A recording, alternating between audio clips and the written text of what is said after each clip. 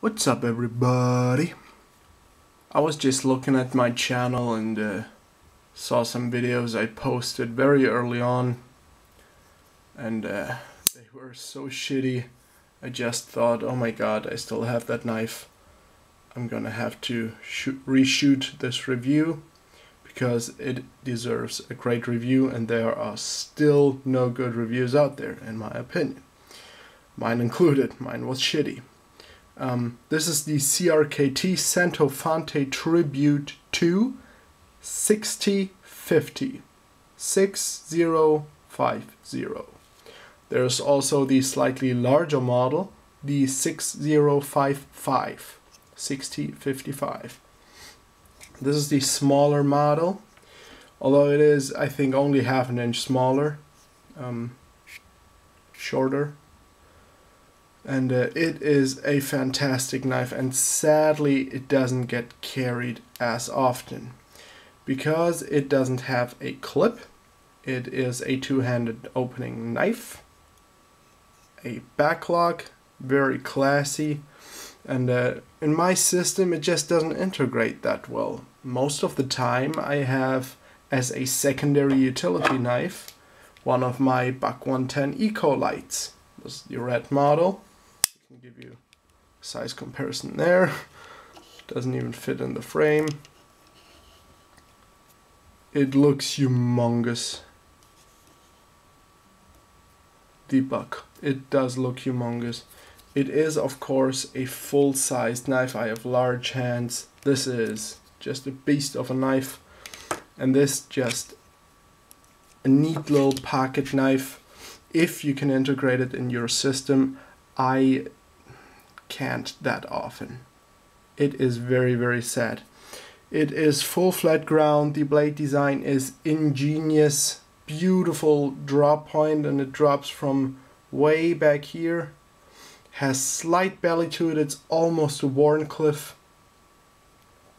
Straight edge, and look how well the lines flow when it's closed. Even the writing, the Centofante, is visible when it's closed. It has some beautiful, beautiful lines to it. It is very flat and very, very light. It only weighs 1.3 ounces. That is next to nothing for a, what's the blade length? I think 2.8, 2.9 inches. Almost 3 inches, just shy of 3 inches. It does fit my hand well. I can even, use that flat as a choil for my finger here. And of course, in a full fist grip, you wouldn't really use that knife, and it's not designed to do that. It's just to use, for lighter chores. Gripping it like that, like that. The lockup is pretty solid. There is just a hair of up and down play, just minimal gap, and that is because this blade is produced in China, and CRKT doesn't produce the best knives in the world. I have had troubles with multiple knives from CRKT, mostly fixed blades, this being one of the only folders I own from the company. Just because I don't like tip down carry, just because I don't like most designs they put out, even recently. This one is just a beautiful design. Frank Centofante, may rest in peace, but this is a ingenious design. Very, very beautiful, very handsome. And it doesn't have steel liners or liners whatsoever. The only steel is in the blade, probably in the pivot, and the back spring. The handle material is, according to the website, a polished resin impregnated fiber. So basically something like FRN. It looks beautiful, and my camera won't do it justice. It does look a little bit like wood grain, but on the other hand it is also polished on those waves here. And then it looks like it's been blasted on the other parts. It's really hard to make out what what kind of finish that actually is. I have a navy K611 here. It's also a very nice backlock. Has almost the same finish, but this is bead blasted G10. This is not. But maybe you can see the similarities. So this is a full-sized knife. Very, very nice knife. Not as thin ground as the CRKT. The CRKT is very shallow behind the edge, which makes it razor sharp. And basically the designs are pretty much identical. You have a pivot, you have brass, you know, only brass pins on this one. This navy is more like the Kershaw Gentleman, a discontinued folder as far as I know. Super, super light. Also, I have some classy knives here. A mirror polished Bubinga wood. This one costs $15.99 where I am in Germany. 15 euros and 99 cents. This is amazing for that kind of knife. Opinel number 8, of course. So give you a size comparison.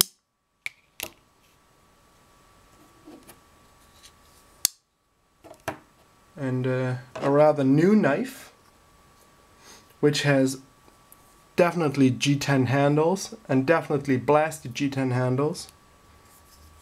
This one is the Sanrenmu M1. And this is also, no, not also, this is a slip joint, not a backlock. This has the Viroblock system, Viroblock, you know, the slide ring. This one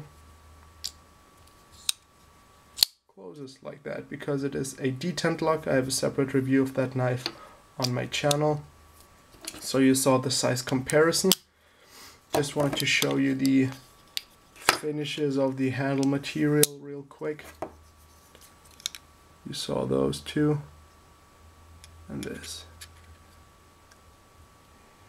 Well, I can see the difference because I have them in my hand.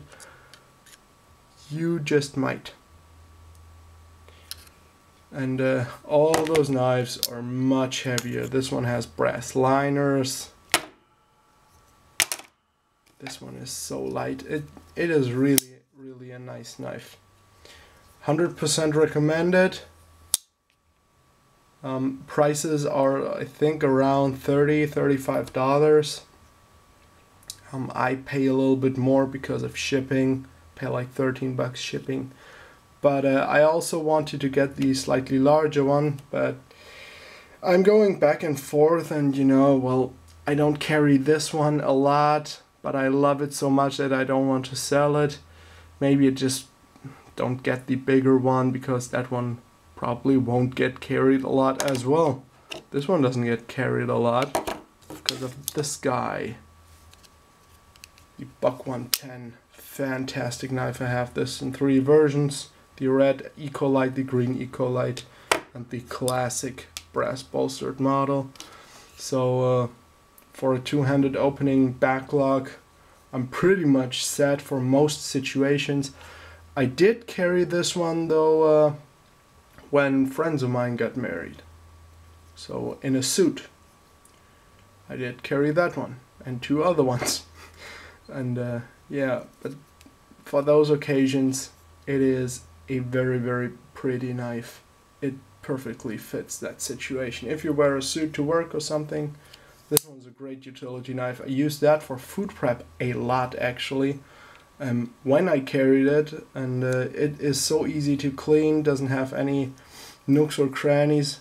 You can easily rinse that out, and the blade still is pretty much rust resistant. 7CR17 Centofante Tribute, one of Frank Centofante's best work, I think. One of his most beautiful designs. So it is December 31st. So for the last time this year, I thank you very much for watching. Have a good night. Roll Tide.